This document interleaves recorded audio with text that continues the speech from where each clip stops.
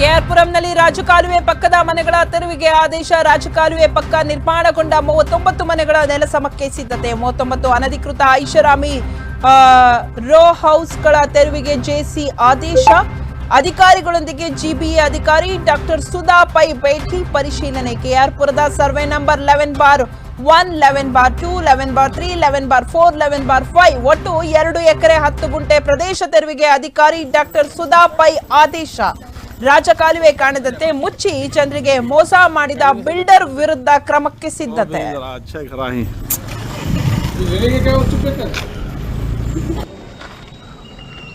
ಅಲ್ಲ, ಇಷ್ಟು ಕಟ್ಟ ತನಕ ಸುಮ್ಮನೆ ಇದ್ದವ್ರು ಯಾರು ಅಂತ ಅದನ್ನು ಒಂಚೂರು